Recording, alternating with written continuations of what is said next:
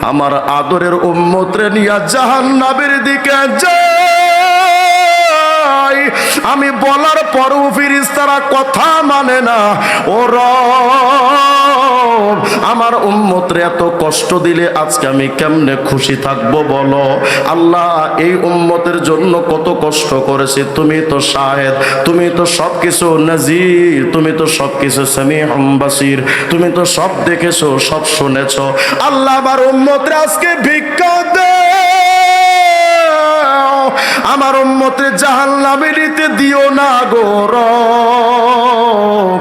আল্লাহর হাবিব যখন কিয়ামতে ডাকবেন, ফানাদা মিন তাহতিল আরশি আতিউ মুহাম্মাদা, সাথে সাথে আরশে আজিম থেকে একটা আওয়াজ, এই ফেরেশতারা শোনো, আজকে কিয়ামতে আমি নবীর কথা যেমন মানবি, আজকে কিয়ামতে আমার হাবিবে কিবরিয়া মুহাম্মদ আরবি যা বলে ফেরেশতারা রে, আজকে আমার নবীর কথাও তোমাদের মানা লাগবে। আল্লাহর হাবিব তার উম্মতকে নিয়ে মিজানের পাল্লার কাছে আসবেন। এই ফেরেশতারা আমার উম্মতটারে মিজানের পাল্লাই আমলনামা আবার একটু ওজন দে, আমি তার আমলনামা নিজের চোখে দেখতে চাই। আল্লাহর হাবিবের সাহাবী আব্দুল্লাহ ইবনে আমর বলেন, ওই উম্মতের নেকি আর গুনাহ পাল্লাই চাপায়া দেওয়া হবে, কিন্তু দুর্ভাগ্যক্রমে আগে যেমন গুনার পাল্লাটা ভারী ছিল, আবার ভারী হয়ে নেকির পাল্লাটা উপরে উঠে যাবে। উম্মত আবার থরথর করে কাঁপতে শুরু করবে, এই বুঝি আবার জাহান্নামে গেলাম। কেমন একটা লোক যারে আমি চিনি না, তার ওসিলায় একটু কোনো রকম বেঁচে গিয়েছিলাম, কিন্তু আমার কৃতকর্মের কারণে আমার গুনার পাল্লাটা আবার ভারী হয়ে গেল, এই বুঝি আমি আবার জাহান্নামের দিকে গেলাম।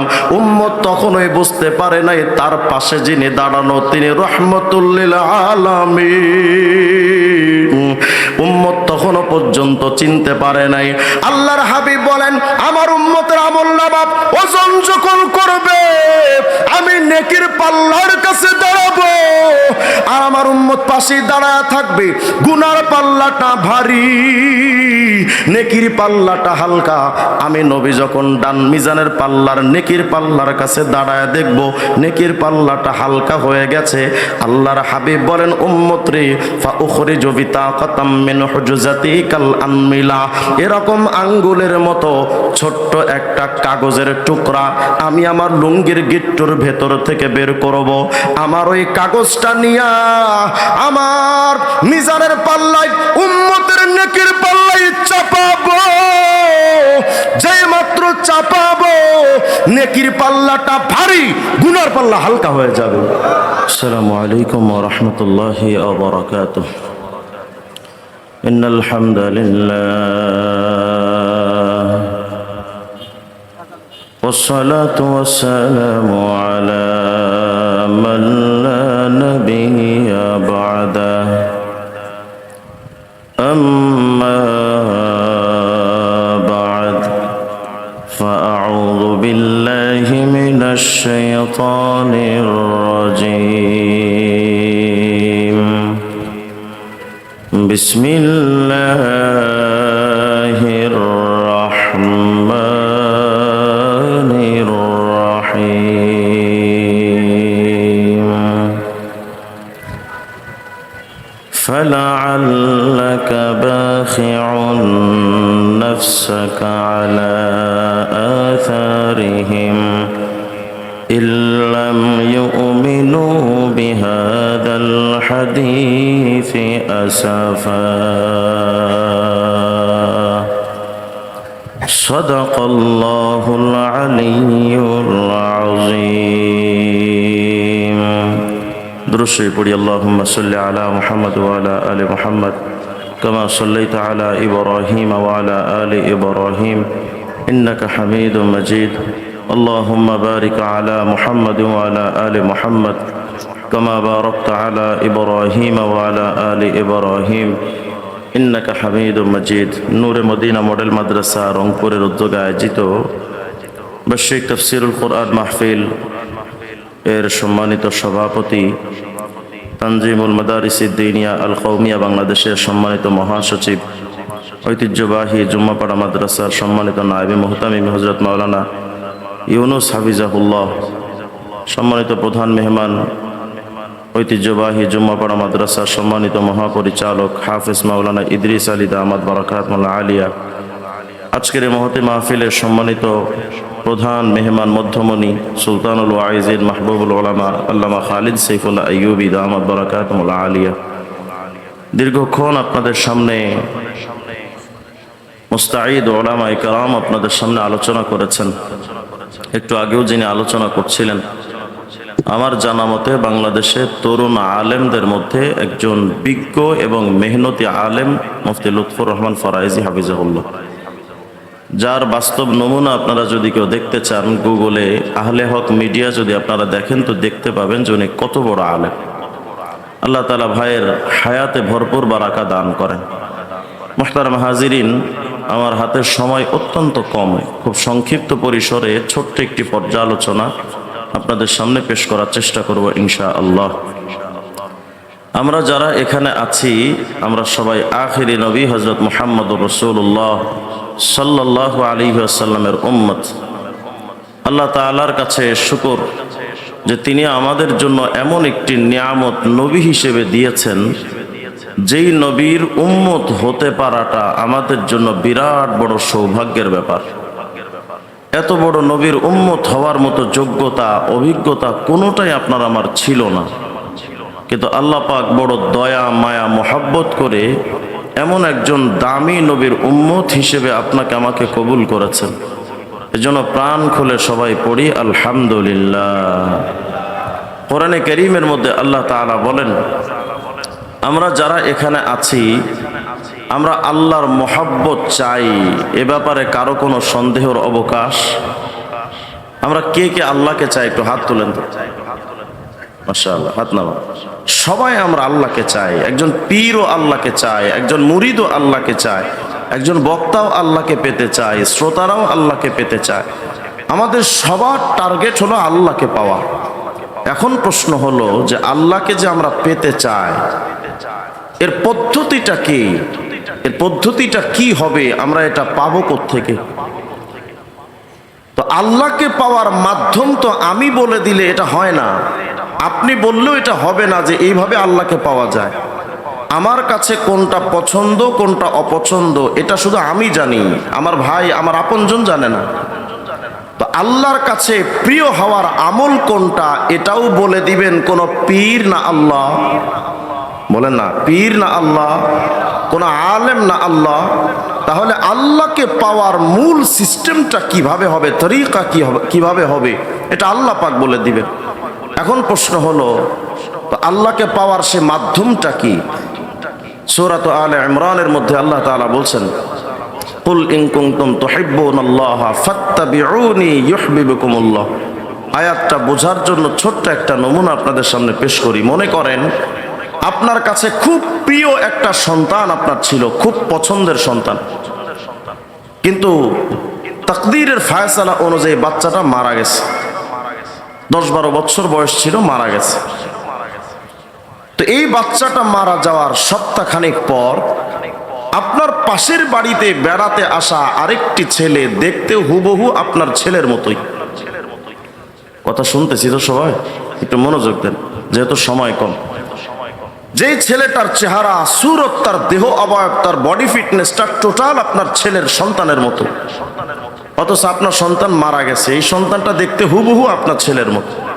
আচ্ছা বলেন তো, এই ছেলেটা যে দেখতে আপনার সন্তানের মতো, এই ছেলেটার প্রতি অটোমেটিকলি আপনার আমার একটা ভালোবাসা তৈরি হয় না হয় না? কেন? এর চোখ দুটো আমার বাচ্চার মতো, এর মাথাটা আমার বাচ্চার মতো, এর ঠোঁটটা আমার বাচ্চার মতো, এর কথা বলার স্টাইলটা আমার প্রিয় সন্তানের মতো। তো নিজের সন্তানের মতো দেখতে পাওয়া এই বাচ্চাটার প্রতি অটোমেটিক বাবার একটা ভালোবাসা তৈরি হয়। আর একটা নমুনা নেন, মনে করেন যেই ছেলেটা বা যেই যুবক এক যুবতীকে ভালোবাসে, তার সাথে প্রেম করে, এই ছেলেটা তার প্রেমিকার মতো পোশাক যদি কারো শরীরে দেখে, ওই পোশাকের প্রতি এই ছেলেটার একটা আকর্ষণ তৈরি হয় না হয় না? প্রেমিকার মতো কথা বলে, তার প্রতি আকর্ষণ তৈরি হয়। এটা বললাম এজন্যই আল্লাহ রাব্বুল আলামিন পবিত্র কালামে পাকের মধ্যে বলেছেন, কুল ইন কুনতুম তুহিব্বুনাল্লাহ ফাত্তাবিউনি ইউহিব্বুকুমুল্লাহ।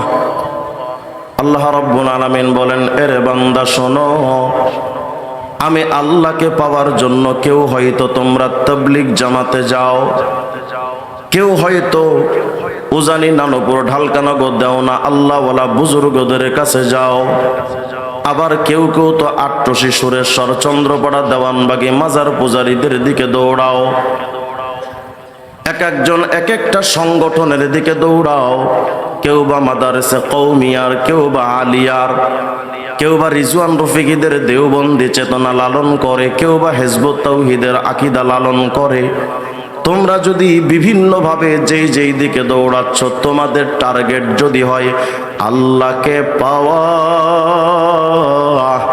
তো আমি আল্লাহকে পাওয়ার জন্য একটা মাধ্যম তো আমি আল্লাহই তোমাদের বলে দিব। আমি আল্লাহরে কেমনে পাওয়া যায়, আমি আল্লাহর মহব্বতটা কেমনে পাওয়া যায়, এরে বান্দা এই কথাটা সূরা আলে ইমরানের ভেতরে আমি আল্লাহ বলে দিচ্ছি, শোনো। কুল ইন কুনতুম তুহিব্বুনাল্লাহ ফাত্তাবিউনি।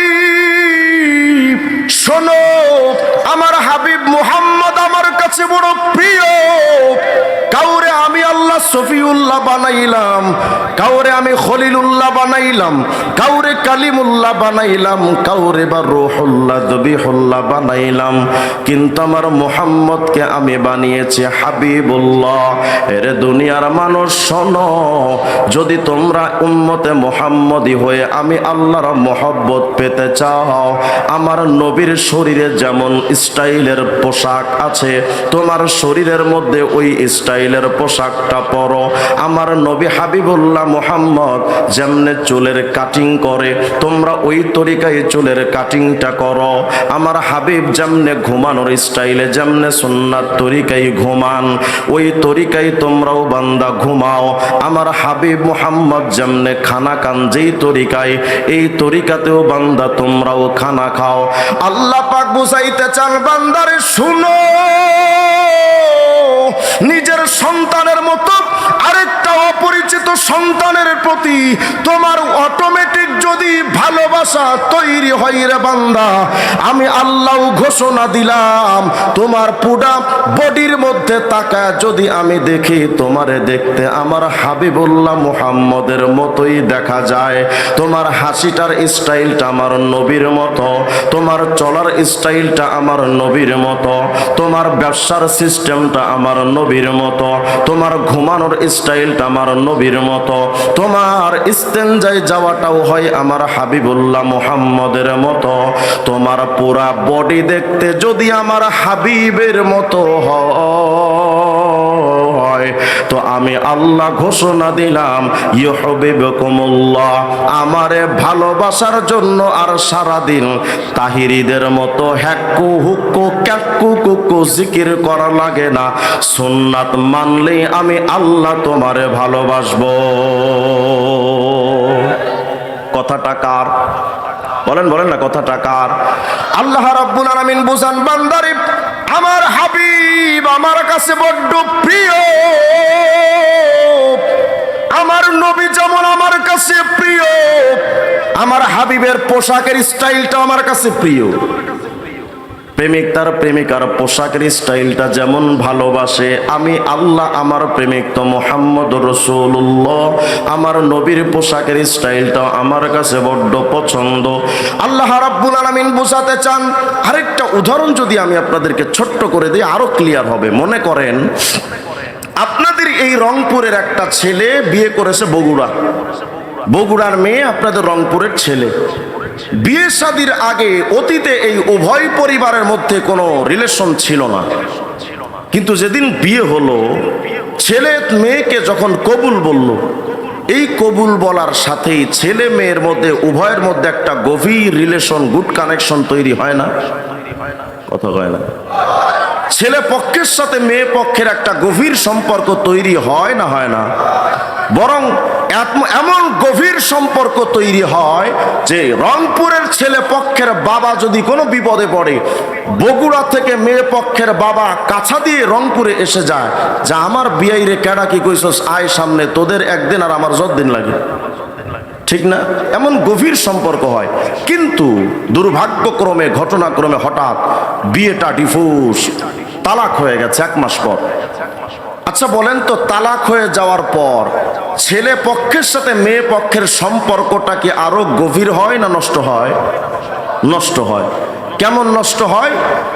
ছেলে তার স্ত্রীকে তালাক দেওয়ার পর মেয়ের বাবা মনে করেন মডার্ন মোড়ে এক চায়ের দোকানে বসে চা খাচ্ছে, হঠাৎ করে সেখানে ওই মেয়ের বাবা ওখানে বসা, আর এই ছেলেটা, যেই ছেলেটা এই লোকের মেয়েকে বিয়ে করেছিল, এই ছেলেটা ওখানে গেছে।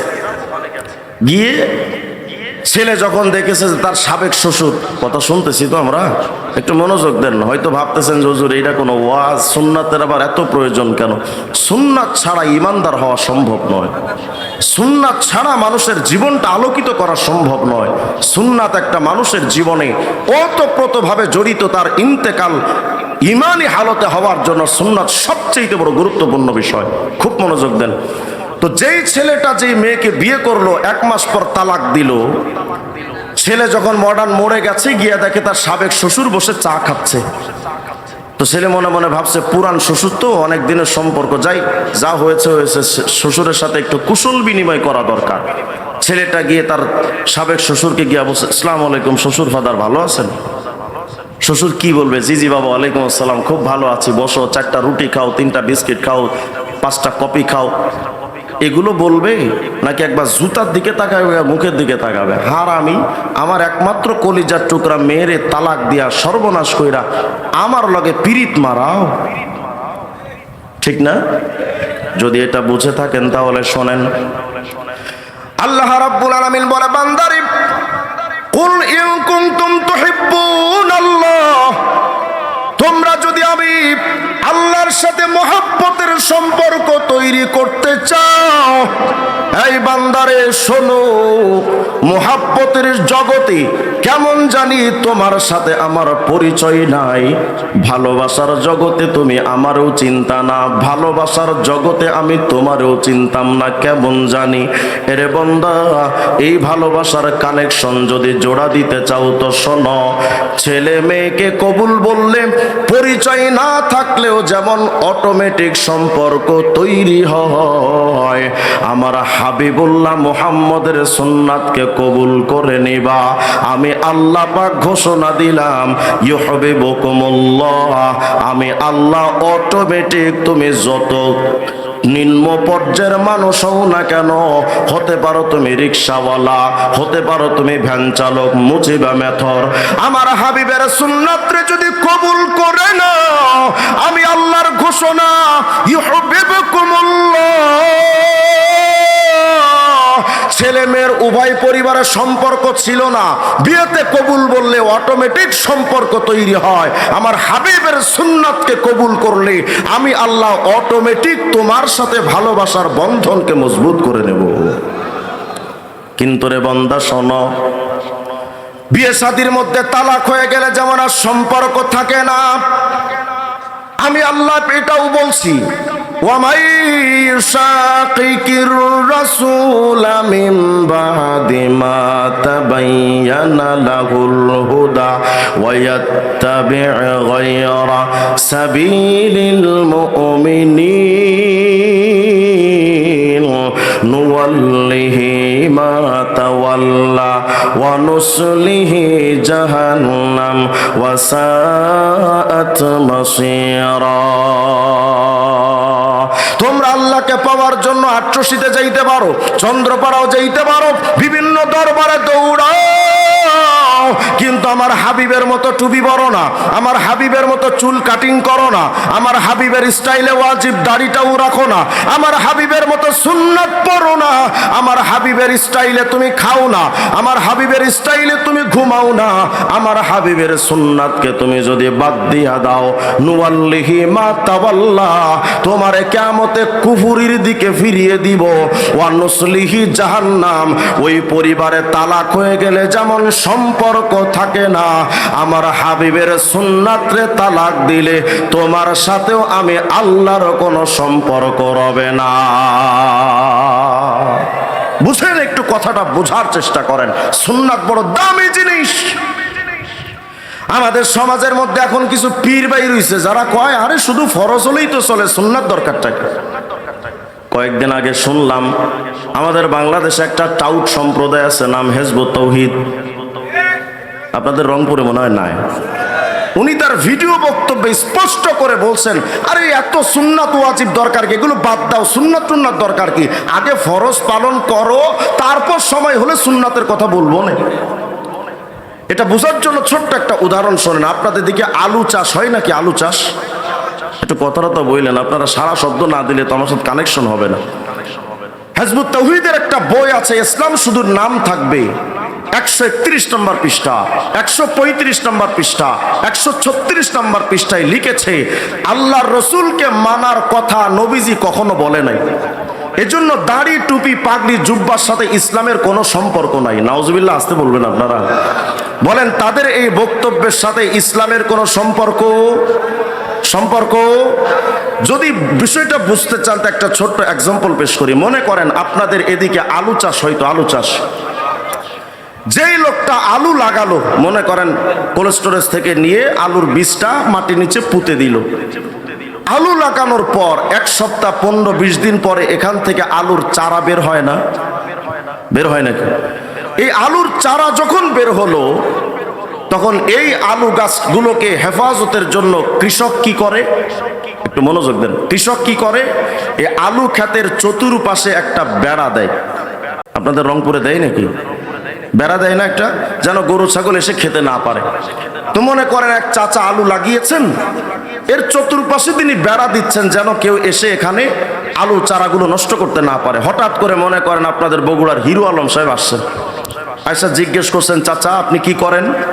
তুমি দেখো না বাবা, আলু গাছ মাত্র সবে মাত্র উঠেছে, আমি চতুর্দিকে বেড়া দিচ্ছি, যদি এখানে গরু ছাগল আসে আমার আলু গাছগুলো খেয়ে যায় তাহলে সর্বনাশ হয়ে যাবে, এর জন্য চতুর্দিকে বেড়া দিচ্ছি যেন গরু ছাগল আসতে না পারে। তো হিরো আলম মনে করেন তখন বলে, চাচা আপনার দরকার তো আলু, আপনি চারা করবেন কি? চারা যদি গরু ছাগলে খায় তো অসুবিধাটা কি? আপনার আলু হলেই তো চলে। এখন চাচাই কয়, হিরো আলম গরু ছাগল আসলে তত সমস্যা না, তোর মতো ছাগল আসলে যত সমস্যা। কেন? তোর মতো ছাগলটা যদি আসে তো আগে আমার আলু গাছের পাতা খাবে, পাতা খাওয়া যদি শেষ হয়ে যায় তখন গাছের লতাটা খাবে, লতাটা যখন খাওয়া শেষ হবে তখন গাছের গোড়া শুদ্ধ টান দিয়ে ভেতরে আলু বের করে তুই আলু খাবি। অতএব আমার আলু বাঁচাতে হলে আগে পাতা বাঁচাতে হবে। কথা ঠিক? শয়তান এসে প্রথম আপনাকে আমাকে বলবে, এই বেটা এত সুন্নাত মুস্তাহাবের আমল করার দরকারটাকে, শুধু ফরজ হলেই তো চলে। এই শয়তানগুলো আসবে হিজবুত তাওহীদের সেলিমের রূপ ধারণ করে। এত সুন্নাত দরকার কি? আগে ফরজ হলেই তো চলে, ফরজ পালন কর। প্রথমে আপনার সুন্নাতটা খায়া ফেললো।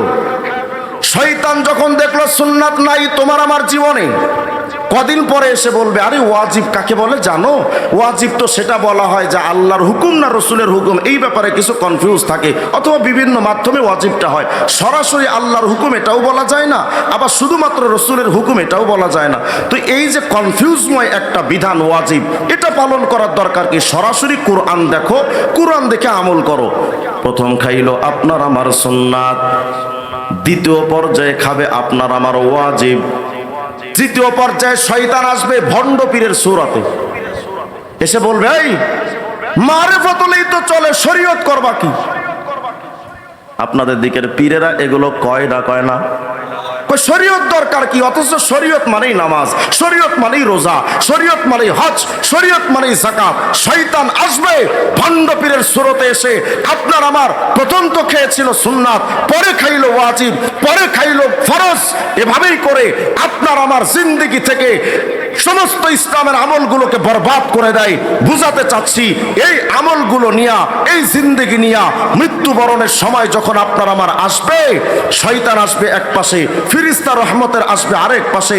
ফিরিস্তা এসে বলবে ইমানদার বানিয়ে পাঠাতে চায়, শয়তান এসে বলবে তারা বেঈমান বানাতে চায়।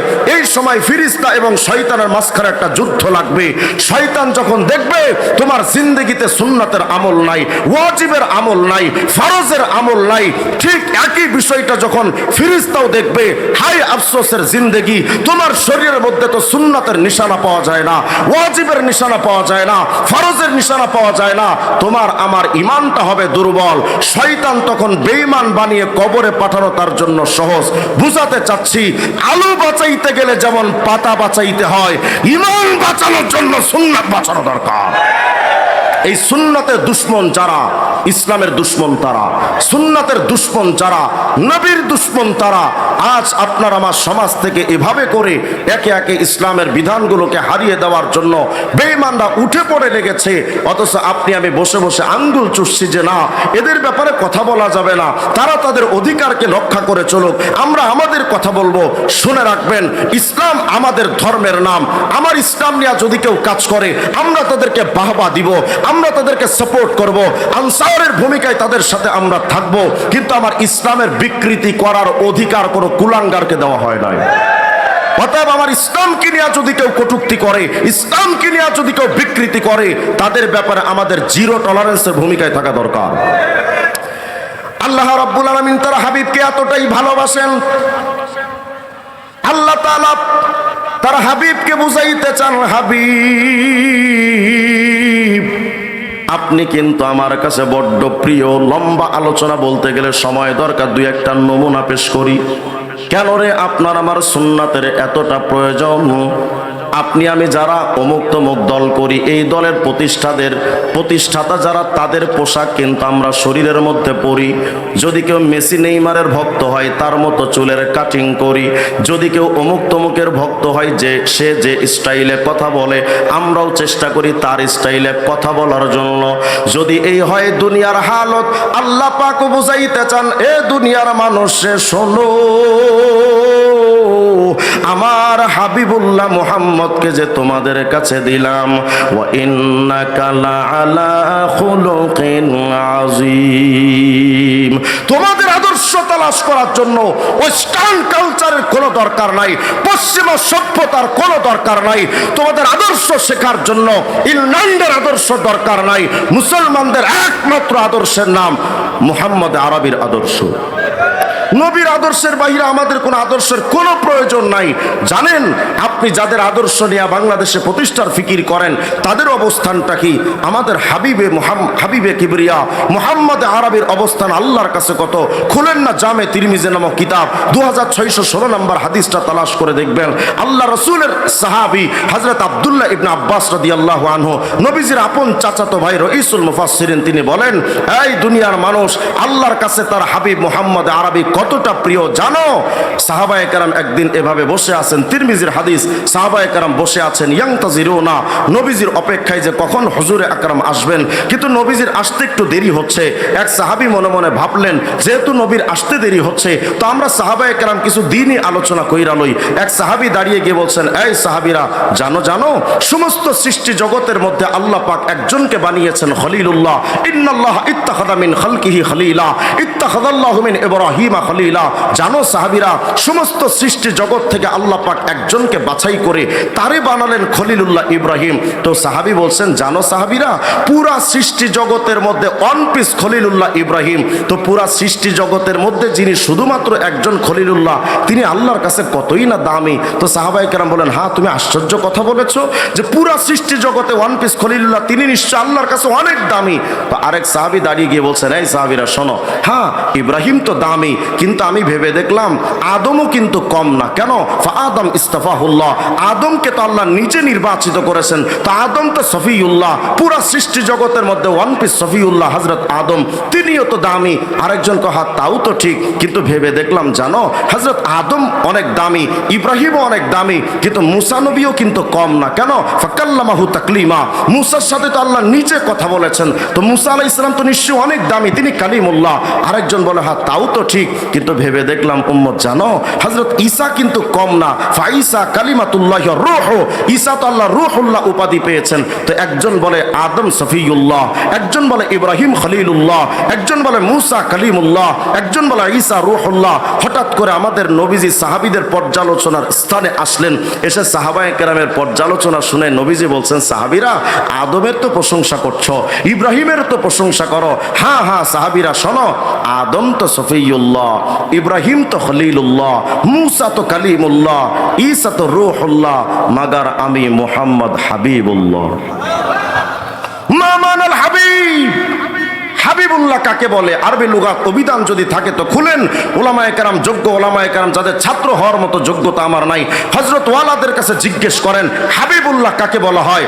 আল্লাহ বোঝাতে চান নবী গো, সফিউল্লাহ আদম, খলিলুল্লাহ ইব্রাহিম, কালিমুল্লাহ মুসা আর রূহুল্লাহ ঈসা। ও নবী, সবাই কিন্তু আমি আল্লাহকে পাওয়ার জন্য পাগল পাড়া, যেন আল্লাহ বোঝাচ্ছেন ও নবী আদম তো সফিউল্লাহ, কিন্তু শোনেন ওয়া ইন্না আদম হাওয়া বাকায়া মিআতাই সানা, টানা 200 বছর পর্যন্ত আদম হাওয়া কেঁদেছেন, আল্লাহ মাফ করেন, মাফ করেন, নিষিদ্ধ বৃক্ষ থেকে জান্নাতে খেয়ে ফেলেছিলাম, আল্লাহ আমাদেরকে মাফ করেন। টানা 200 বছর কেঁদেছেন আদম। টার্গেট ছিল একটা, আল্লাহকে খুশি করা। খলিলুল্লাহ ইব্রাহিম নিজে নমরুদের আগুনে ঝাঁপ দিয়েছিলেন, নিজের সন্তানকে পর্যন্ত জবাই করতে উদ্যত হয়েছিলেন।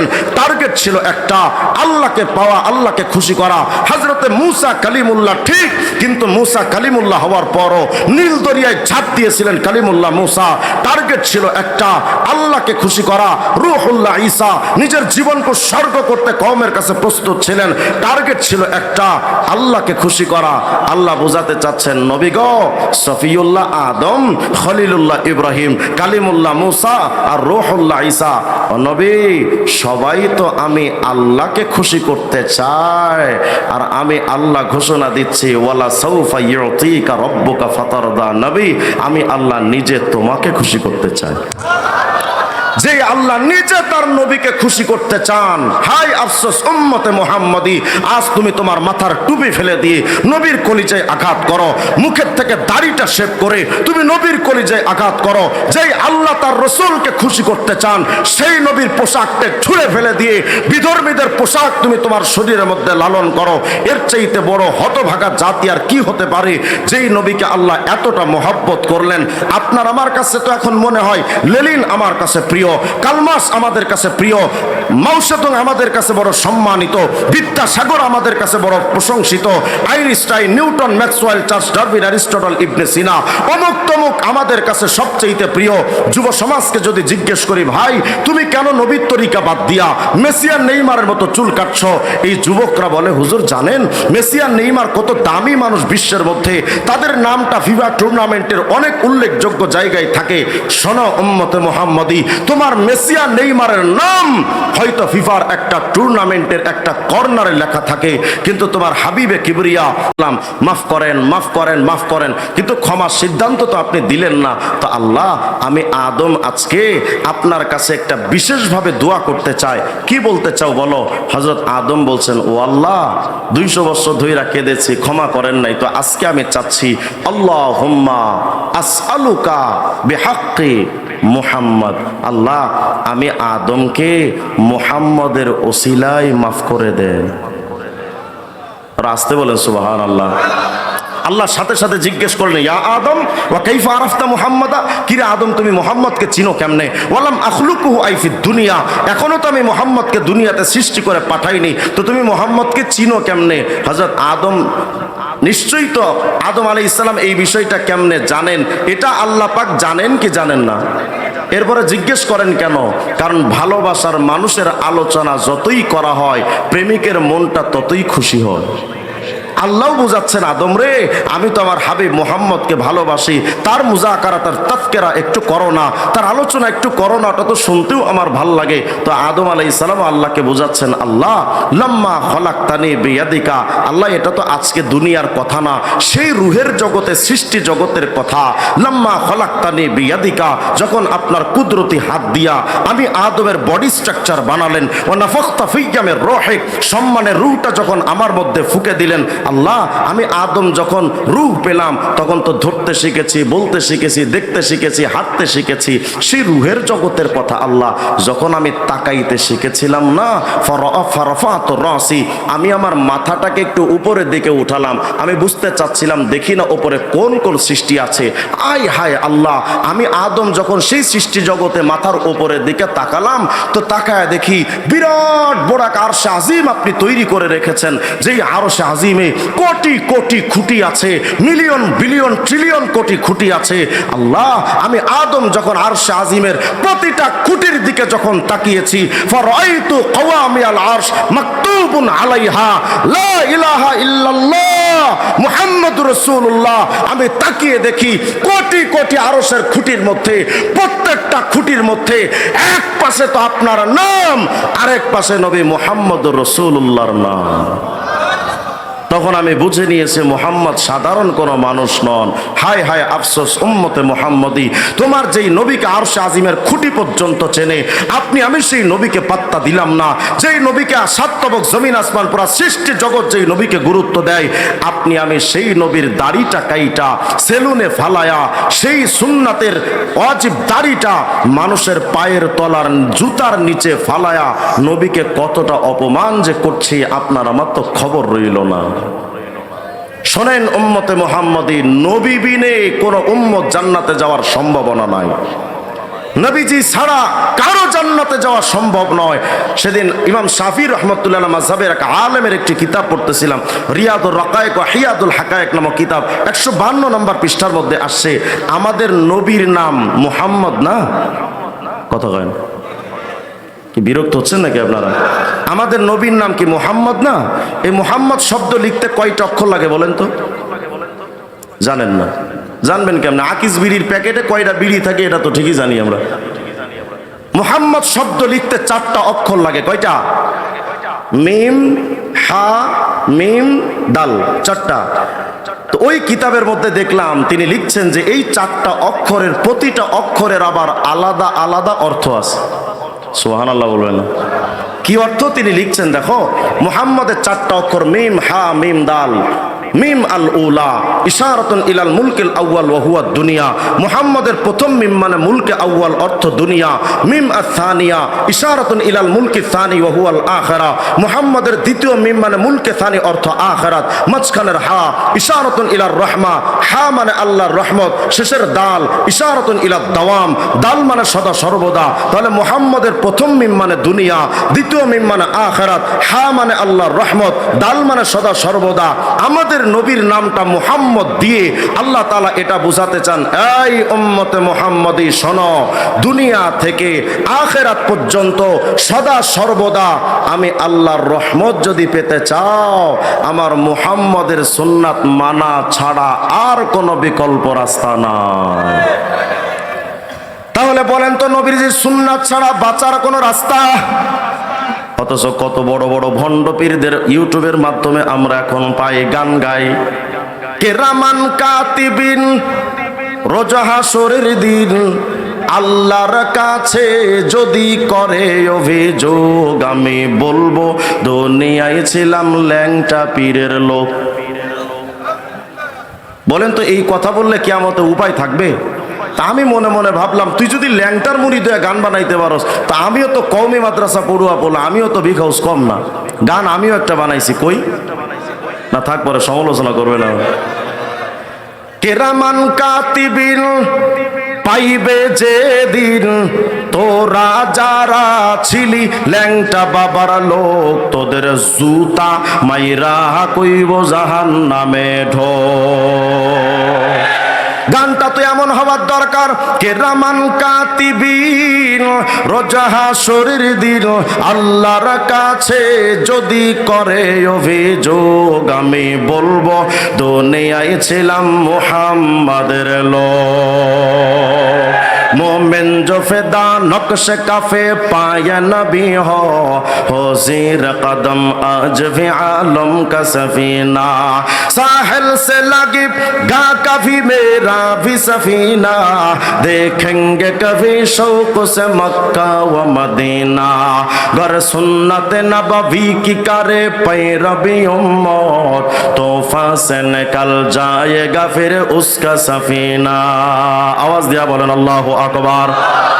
কবি বলছেন আল্লাহর বান্দারে শুনো, নূহ নবীর সময় যখন পুরা পৃথিবীতে প্লাবন আসলো, বন্যা, হযরতে পয়গম্বর নূহ একটা নৌকা বানাইলেন। এই নৌকার ভেতরে যেই উম্মতরা উঠেছিল ওরা যেমন মহাপ্লাবনের বিপদ থেকে বেঁচে গেল, এর উম্মতে মুহাম্মদী রে, আজকেও যদি তোমরা নবীর সুন্নাতের নৌকায় উঠতে পারো, তোমার কবরে মিজান হাসর পুলসিরাতে যেখানে যেখানে বিপদ সেখানে সেখানে দাঁড়ায়া যাবেন নবী মুহাম্মদ।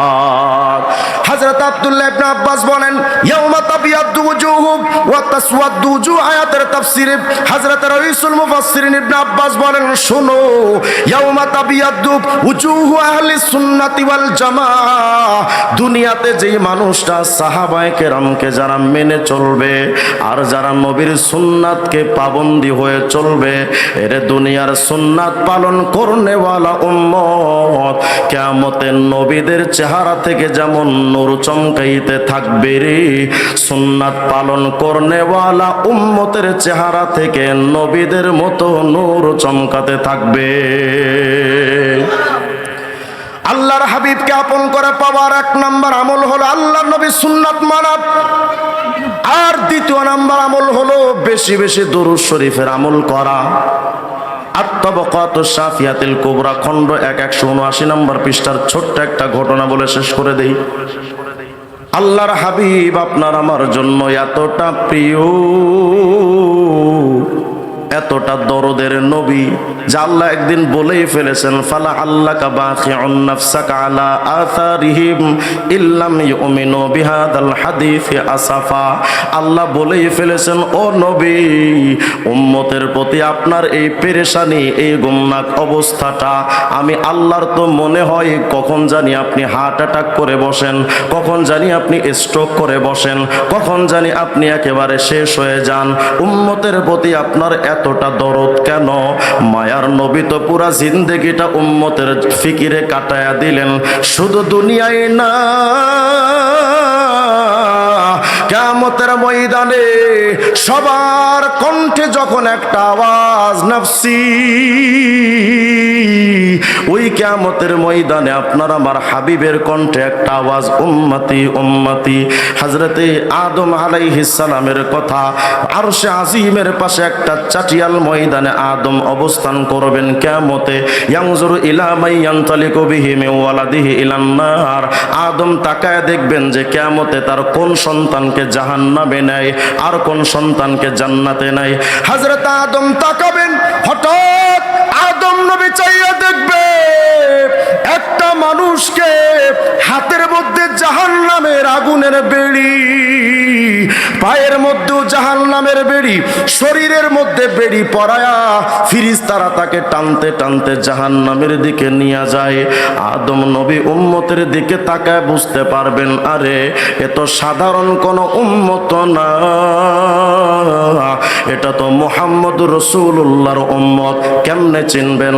আদম নবী তাকায় দেখবেন ওর হাতের ভেতর থেকে নূর চমকাচ্ছে, ওর চেহারার ভেতর থেকে নূর চমকাচ্ছে।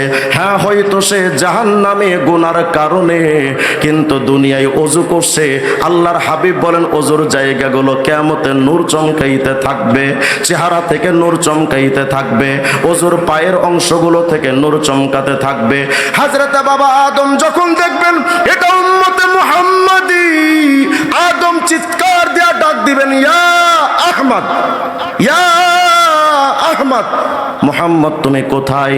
কোথায় পাবেন কিয়ামতের ময়দানে নবীরে? আপনার আমার হাবিব তো একবার পুলসিরাতের গোড়ায় দৌড়াবেন, কোন উম্মত যেন জাহান্নামে পুলসিরাত থেকে কেটে পড়ে না যায়।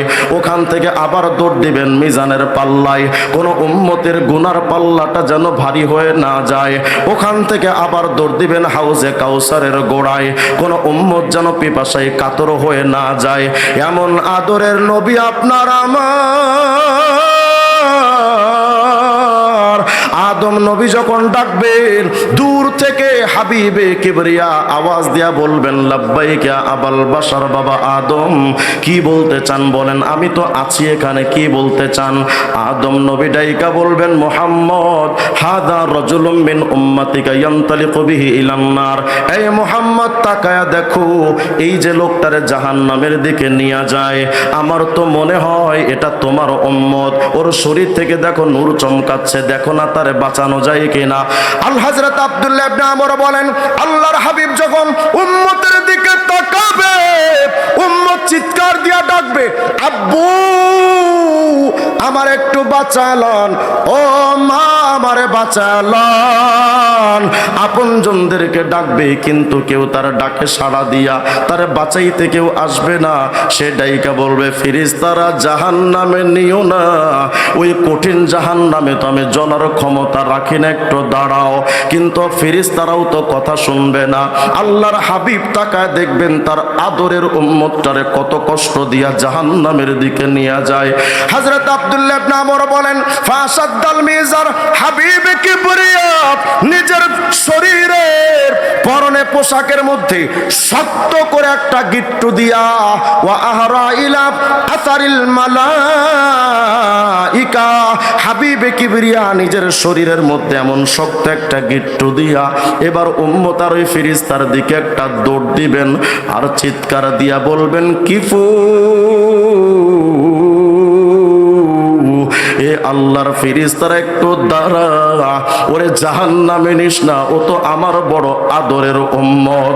এই উম্মতের জন্য তো আমি তায়েফের ময়দানে রক্ত ঝরিয়েছি যেন এদেরকে জান্নাতি বানাতে পারি। এই উম্মতের জন্য শিয়াবে আবি তালেবে তো 3 বছর জেল খেটেছি যেন এই উম্মতের জাহান্নাম থেকে মুক্ত করতে পারি।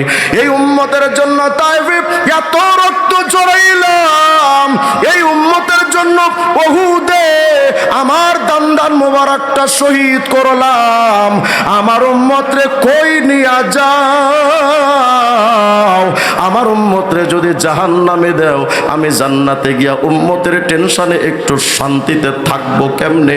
এই উম্মতের জন্য তো আজকে হাসরে ময়দানে নিজের কথাটাও ভুলে গেছি। এই উম্মতের টেনশনে তো আপনজনদের সবার কথা ভুলে গেছি। দাঁড়া রে ফেরেশতা, নিস না একটু দাঁড়া। কিন্তু ফেরেশতারা তো কিয়ামতের ময়দানে কারো কথা শুনবেন না। কিয়ামতে কে নবী, কে পীর, কে গাউস, কে কুতুব, কারো কথা তো শোনা হবে না। লিমানিল মুলকুল ইয়াউম লিল্লাহিল ওয়াহিদিল কাহ্হার। কিয়ামতের ময়দানে তো শুধুমাত্র আল্লাহর হুকুম চলবে, আর কারো হুকুম চলবে না। ফেরেশতাদেরকে যখন নবী বলবেন একটু দাঁড়াও, ফেরেশতারা বলবেন ও নবী নাহনু শিদাদুল গিলাজুল্লাযিনা লা নাসিল্লাহ মা উমিরনা। নবী গো, আজকে কিয়ামতে শুধু আল্লাহর হুকুম ছাড়া কারো হুকুম মানা যাবে না। যা বলার আপনি আল্লাহরই বলেন ও নবী, আজকে তো আল্লাহর হুকুম ছাড়া কোনো হুকুম মানতে পারবো না। আল্লাহর হাবিব যখন দেখবেন ফালাম্মা আইসান নাবিয়্যু মিনাল মালায়েকা, নবী যখন দেখবেন ফেরেশতারা হাবিবের কথা শোনে না, এদিক তাকান। আল্লাহর হাবিব এবার ফাকাবাযা আলা লিহিয়াতিহি বিয়াদিহিল ইউসরা, আল্লাহর নবী এবার নিজের দাড়ি মোবারক বাম হাত দিয়া এভাবে ধরবেন। ওয়াস্তাকবালাল আরশা বিওয়াজহিহি, নিজের দাড়িটা বাম হাত দিয়ে ধরে আরশ আজিমের দিকে তাকায়া হাবিবে কিবরিয়া এবার বলবেন ও রব, আপনি না দুনিয়ায় থাকতে আমার উম্মতের দরদ দেইখা আপনি না একদিন আমাকে বলেছিলেন যে ওয়ালা সাউফা ইউতিকা রাব্বুকা ফাতারদা, আপনি না বলেছিলেন উম্মতের ব্যাপারে আপনি আমারে খুশি করবেন। কিন্তু রব্বুল আলামিন আমার আদরের উম্মতরে নিয়া জাহান্নামের দিকে যায়, আমি বলার পরও ফেরেশতারা কথা মানে না। ও রব, আমার আমার উম্মতরে এত কষ্ট দিলে আজকে আমি কেমনে খুশি থাকবো বলো। আল্লাহ এই উম্মতের জন্য কত কষ্ট করেছি, তুমি তো শাহেদ, তুমি তো সবকিছু নাজির, তুমি তো সবকিছু সামিউম বাসির, তুমি তো সব দেখেছো, সব শুনেছো। আল্লাহ আমার উম্মতরে আজকে ভিক্ষা দে, আমার উম্মতের জাহান্নামে নিতে দিও না গো রব। আল্লাহর হাবিব যখন কিয়ামতে ডাকবেন, ফানাদা মিন তাহতিল আরশি আতিউ মুহাম্মাদা, সাথে সাথে আরশ আজিম থেকে একটা আওয়াজ, এই ফেরেশতারা শোনো, আজকে কিয়ামতে আমি নবীর কথা যেমন মানবি, আজকে কিয়ামতে আমার হাবিবে কিবরিয়া মুহাম্মদ আরবি যা বলে ফেরেশতারা রে, আজকে আমার নবীর কথাও তোমাদের মানা লাগবে। আল্লাহর হাবিব তার উম্মতকে নিয়ে মিজানের পাল্লার কাছে আসবেন। এই ফেরেশতারা আমার উম্মতটারে মিজানের পাল্লাই আমলনামা আবার একটু ওজন দে, আমি তার আমলনামা নিজের চোখে দেখতে চাই। আল্লাহর হাবিবের সাহাবী আব্দুল্লাহ ইবনে আমর বলেন, ওই উম্মতের নেকি আর গুনাহ পাল্লাই চাপায়া দেওয়া হবে, কিন্তু দুর্ভাগ্যক্রমে আগে যেমন গুনার পাল্লাটা ভারী ছিল, আবার ভারী হয়ে নেকির পাল্লাটা উপরে উঠে যাবে। উম্মত আবার থরথর করে কাঁপতে শুরু করবে, এই বুঝি আবার জাহান্নামে গেলাম। কেমন একটা লোক যারে আমি চিনি না, তার ওসিলায় একটু কোনো রকম বেঁচে গিয়েছিলাম, কিন্তু আমার কৃতকর্মের কারণে আমার গুনার পাল্লাটা আবার ভারী হয়ে গেল, এই বুঝি আমি আবার জাহান্নামের দিকে গেলাম। উম্মত তখনই বুঝতে পারে নাই তার পাশে যিনি দাঁড়ানো তিনি রহমতুল লিল আলামিন। উম্মত তখনও পর্যন্ত চিনতে পারে নাই। আল্লাহর হাবিব বলেন, আমার উম্মতের আমলনামা ওজন যখন করবে, আমি নেকির পাল্লার কাছে দাঁড়াবো, আর আমার উম্মত পাশে দাঁড়ায় থাকবে। গুনার পাল্লাটা ভারী, নেকির পাল্লাটা হালকা। আমি নবী যখন ডান মিজানের পাল্লার নেকির পাল্লার কাছে দাঁড়ায় দেখব নেকির পাল্লাটা হালকা হয়ে গেছে, আল্লাহর হাবিব বলেন, উম্মত রে ফা উখরিজু বিতাকাতাম মিন হুজুজাতিকাল আনমিলা, এরকম আঙ্গুলের মতো ছোট্ট একটা কাগজের টুকরা আমি আমার লুঙ্গির গিট্টুর ভেতর থেকে বের করব। আমার ওই কাগজটা নিয়া আমার মিজানের পাল্লায় উম্মতের নেকির পাল্লায় চাপাবো। যেই মাত্র চাপাবো নেকির পাল্লাটা ভারী, গুনার পাল্লা হালকা হয়ে যাবে। ফেরেশতারা সাথে সাথে বলে উঠবে, আরে আরে আরে দেখো, সাইদা ওয়া সাইদা জাদ্দুহু ওয়া সাকুলাত মাওয়াজিনুহু, এই ফেরেশতারা দেখ কি ভাগ্যবান উম্মত, একটু আগে ছিল তার গুনার পাল্লা ভারী, নেকির পাল্লা হালকা, কিন্তু কত ভাগ্যবান উম্মত, মুহূর্তের মধ্যে নেকির পাল্লা ভারী, গুনার পাল্লাটা হালকা। এই ফেরেশতারা শোন, আর দেরি করিস না, ইনতালিকু বিহি ইলাল জান্নাহ, এর হাতটা ধর, ওরে তাড়াতাড়ি জান্নাতের দিকে নিয়ে যা।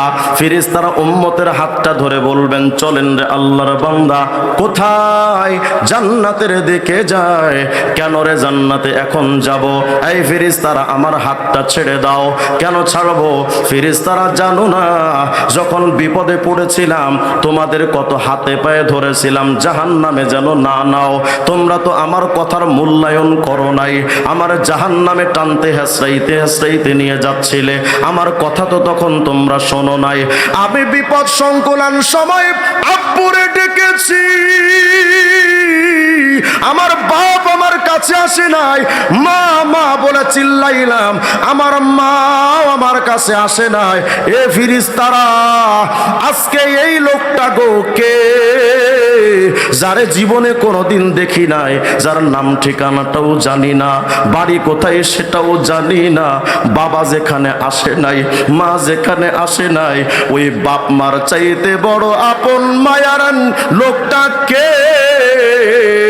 উনার সাথে তো একটু পরিচয় হয়ে নেই, এরপরে না হয় জান্নাতে যাব না, একটু দাঁড়াও। উম্মত তখনও জানে না উনি সে রহমতুল লিল আলামিন। উম্মত পেছন পেরে সরওয়ারে দো আলমের চেহারার দিকে তাকায়া বলেন, মাসমুক ইয়া আব্দুল্লাহ, মা আহসানা খালকাক, মা আহসানা খালকাক। ও আল্লাহর বান্দা, আপনার চেহারাটা কত সুন্দর। মা আহসানা খুলুকাক, আপনার চরিত্রটা কত সুন্দর, আপনার বডি ফিটনেসটা কত সুন্দর। তবে আল্লাহর বান্দা, আমার এই কঠিন বিপদে আপনি আসলেন, আপনি কে? এই বিপদে তো বাবাও আসে নাই, মাও তো আসে নাই। কে গো আপনি? নামটা একটু কন, পরিচয়টা তো একটু দেন। বাবার নামটা কন, মায়ের নামটা কন। জান্নাতে গিয়া যেন মাঝে মধ্যে একটু দেখা করতে পারি। হাবিবে কিবরিয়া তার দিকে অপলক দৃষ্টিতে তাকায়া এক পর্যায়ে নবীজি বলেই ফেলেছেন, আওয়ামা তারিফুনি, এরে বান্দা উম্মত, তুমি কি আমারে চিনো না? আনা নাবিয়ুকা মুহাম্মাদুর রাসূলুল্লাহ, আর আমি তো তোমাদের নবী, আমি তো রাহমাতুল লিল আলামিন। উম্মতের মাঝে নবীর এখন যে মুআনাকাটা হবে, উম্মতে মুহাম্মদ একটু ভেবে দেখেন তো, ওই মুআনাকাটার মধ্যে কত মায়া জড়িয়ে আছে, কত মমতা জড়িয়ে আছে। আল্লাহর হাবিবকে এবার এত লম্বা কথা যেই আমলটার জন্য বলেছে, এবার সেটা শোনেন। উম্মত এবার নবীর দিকে তাকায়া বলবেন, ইয়া রাসূলুল্লাহ, সব কিছু তো বুঝলাম, কিন্তু নবী গো একটা প্রশ্নের জবাব দেন গো। আপনি যে কাগজটা আমার নেকির পাল্লায় চাপিয়েছিলেন গো নবী, ওই কাগজের মধ্যে কি এমন কথা লেখা ছিল যে এত ভারী হয়ে গেল? এই ব্যাপারটা আমাকে একটু বলে দেন না। আল্লাহর হাবিব বলেন, উম্মত রে, আল কওলুল বাদী নামক কিতাবের মধ্যে আসে, পৃথিবীর যেই প্রান্তে কোনো মানুষ যদি দরুদ শরীফ পড়ে, ফেরেশতারা হুজুরে আকরামের রওজায় পাঠায়া দেয়। আল্লাহর হাবিব বলেন, ফারুদ্দুহু সালাম, আমি তার সালামের জবাব দিই, হোক সে রংপুর থেকে দরুদ সালাম পাঠাই, রওজার ভেতর থেকে আমি রংপুরে সেই মানুষের সালাম পাঠাই। আর আমি নবী আরেকটা কাজ করি, ফাআকতুবুহু ফি সহিফাতিন বাইদা, আমি তার এই কথাগুলো একটা সাদা কাগজের মধ্যে লেখা রাখি। আল্লাহ, আমার উম্মতের নাম এই, তার বাপ মায়ের নাম এই, রংপুরের অমুক জায়গায় তার ঠিকানা, আমি এইভাবে লেখা রাখি। এর উম্মত, যখন আজকে আমি দেখলাম তোমার গুনার পাল্লাটা ভারী, ওই যে দুনিয়ায় একটা বার আমার নামে দরুদ শরীফ পড়েছিলি, আমি ওইটা লিখে রেখেছিলাম, আজকে যে কাগজটা আমি চাপাইলাম সেটা ওই দরুদ শরীফের কাগজ। ভাইরা, আল্লাহর হাবিব তো আপনার আমার কাছে নাই। নবীজিকে এতটা ভালোবাসা দরকার যার তুলনা চলবে না। বাপমার চাইতে নবী বেশি আপন, সন্তানের চাইতে নবীকে আপন করা দরকার। তো এই ভালোবাসা প্রকাশের দুইটা মাধ্যম, এক সুন্নাত তরিকায় জীবন চালাবো, আর জবানটাকে দরুদ শরীফ দিয়ে তাজা রাখবো। পারবো না ইনশাআল্লাহ? আচ্ছা বলেন তো, আমাদের নবী যে রহমতুল লিল আলামিন, এ ব্যাপারে কারো কোনো সন্দেহ? হিজবুত তাওহীদ নামক সংগঠন তাদের আকীদা নামক বইয়ের 19 পৃষ্ঠায় লিখেছে, মুহাম্মদ আজও পর্যন্ত রহমতুল লিল আলামিন হতে পারে নাই। বলেন, যারা এই বক্তব্য দেয় তারা মুসলমান না বেঈমান? তারা বলে যে বোরখা এটা শয়তানের আবিষ্কার করা। নাউজুবিল্লাহ বলবেন না আপনারা? শুধু তাই নয়, তারা বলে রামকৃষ্ণ, রামচন্দ্র, যুধিষ্ঠির, মনু, বুদ্ধদেব এরা সবাই আমাদের নবীর মতোই আল্লাহর নবী। আপনারা যদি প্রমাণ চান তো আমি আপনাদেরকে একটা লিঙ্ক দিয়ে দেই, গুগলে ঢুকবেন, হিজবুত তাওহীদ লিখে সার্চ দিবেন, দিলে দেখবেন তাদের একটা ওয়েবসাইট আসবে। এই ওয়েবসাইটের একদম নিচে গিয়ে দেখবেন লেখা আছে যোগাযোগ একটা অপশন, ওটাতে ক্লিক করবেন, হাত রাখলেই ঢুকে যাবে, হাত রাখবেন। ঢোকার পরে দেখবেন হিজবুত তাওহীদে যদি কেউ সদস্য হয়, তাকে কয়েকটা অঙ্গীকার করা লাগে। এর মধ্যে 4 নাম্বার অঙ্গীকার নামাটা পড়বেন। 4 নাম্বার পয়েন্টটা লিখেছে যে আমি বর্তমান বিশ্বের কোনো মুসলমানের সাথে, এই প্রচলিত মুসলিমদের সাথে আমি কোনো ইবাদত করব না। মানে কেউ যদি হিজবুত তাওহীদের সদস্য হয়, তাকে অঙ্গীকার করতে হয় যে মুসলমানদের সাথে আমার কোনো সম্পর্ক নাই। শুধু তাই নয়, আরো লিখছে ওই পয়েন্টেই যে আমি প্রচলিত এই ইসলাম থেকে হিজরত করলাম, মানে ইসলাম ধর্ম ত্যাগ করলাম। তাহলে হিজবুত তাওহীদের সদস্য হওয়ার আগে আমাদের প্রত্যেকটা মুসলমানকে তারা মুরতাদ বানায়। এদের ব্যাপারে আমাদের সতর্ক হওয়া দরকার আছে না নাই? ভাইরা, আমি হিজবুত তাওহীদের কোন ব্যক্তি আক্রোশ নিয়ে আপনাদের সামনে বলি না। আমার যে ভাইটাকে তারা বেঈমান বানাচ্ছে, ও তো মুহাম্মদ আরবির আদরের উম্মত, ও তো নবীজির আদরের উম্মত। ওর জন্যও তো হাবিবে কিবরিয়া রওজা আথারে আজও পর্যন্ত কাঁদে। এই উম্মতকে বাঁচানোর জন্য হিজবুত তাওহীদের ব্যাপারে আমরা প্রস্তুত থাকবো তো ইনশাআল্লাহ। তবে তাদের কোথাও হামলা করা ইত্যাদি এগুলো আমাদের কাজ না, এগুলো প্রশাসন দেখবেন। আমরা উম্মতকে সতর্ক করব, কেউ যেন তাদের দিকে না ঝুঁকে যায়।